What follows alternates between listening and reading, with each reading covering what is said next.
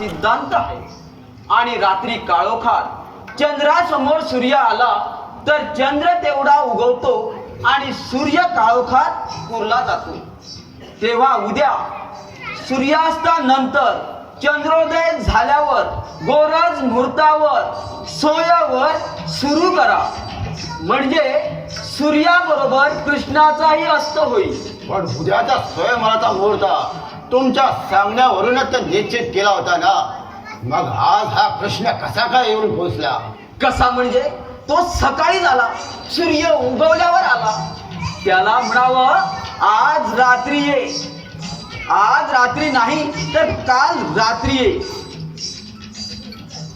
ताकद असली तर आज रात्री ये म्हणावं. मी लिहून दिलेली पत्रिका आढरा, पत्रिकेवर डोकं आपटून आपोआप परत जाईल. पत्रिका वज्राहून अधिक काम देते, मुहूर्त मात्र बरोबर साधला पाहिजे. माझ्या पत्रिकेची ढाल करा, माझ्या पत्रिकेचं कवच अंगात घाला, माझ्या पत्रिकेचं वज्र हातात धरा आणि काल रात्री कृष्णाला येऊ द्या. काल रात्री नको, आज रात्री काय होईल ते सांगा. उद्या रात्री काय होईल ते सांगा.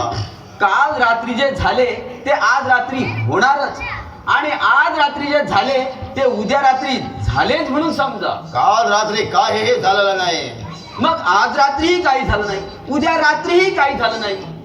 काल, आज व उद्या हे तिन्ही आम्हा ज्योतिषांना एकच. आम्ही ग्रहाणी, आम्ही जिवंत ग्रहाणी झाले म्हटले आणि ते प्रत्यक्षात झाले नाही म्हणून ते काही खोटे ठरत नाही. केव्हा तरी ते होऊन गेलेलेच असले पाहिजे, आणि फार पूर्वी नाही तरी या युगात नाही तर पुढच्या युगात तरी होणारच असले पाहिजे. सामान्य जनाकरिता वर्तमान, भूत व भविष्य असे तीन काळ, पण आम्हाला सर्व काळ एकच. नाही तर नाही, होय तर होय. चूक व्हायची नाही. आज रात्रीच तुम्हाला अनुभव येईल. बरं, आज रात्रीचा माझा डाव साधला तर तुमच्या ज्योतिषावर माझा विश्वास बसेल. अहो बसेल म्हणजे बसला, बसून गेला, पक्का झाला. आपण बक्षीस तेवढं द्यायचं बाकी राहिलंय.